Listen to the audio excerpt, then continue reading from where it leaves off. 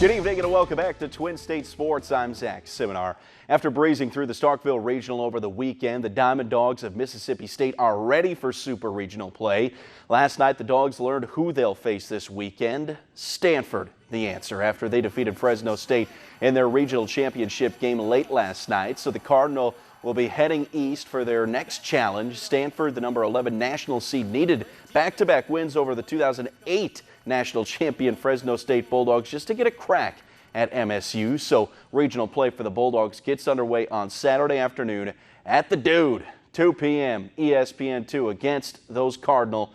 Game 2 set for Sunday night on ESPNU with a, if necessary, Game 3 set for Monday evening. The action from Fayetteville gets underway a day earlier for the Ole Miss Rebels, who will meet the College World Series runner-ups from a season ago. Game 1, 11 a.m. start time, first pitch on Friday, with the series continuing Saturday afternoon. Sundays, if necessary, Game 3 would get a poppin' at 3 on ESPN2. Now, with all the excitement surrounding the pending Super Regionals this weekend, a few select players also got to experience the euphoria of being drafted. Last night, the Milwaukee Brewers made MSU lefty Ethan Small the 15th first-round pick in program history. Brew Crew using the number 28 overall pick to choose the SEC Pitcher of the Year, who was taken in the 26th round by Arizona last year. Small, who missed all of 2017 after undergoing Tommy John surgery, pitched to an ERA of 1.88, far and away the best on the Bulldog staff. Earlier this morning, the Houston Astros took the first Ole Miss Rebel off the board this year with a selection of Gray Kessinger. The slick fielding infielder was selected 107th overall.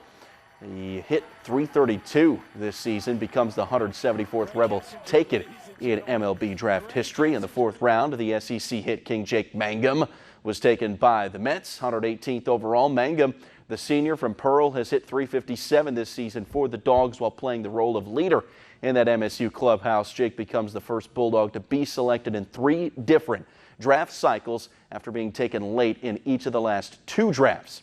Rebels, Bulldogs, even Golden Eagles continue to come off the draft board as you see a few more notable draft picks from today. Southern Miss's Matt Wallner going in the first round last night to the Minnesota Twins. Major League Baseball draft continues through Wednesday.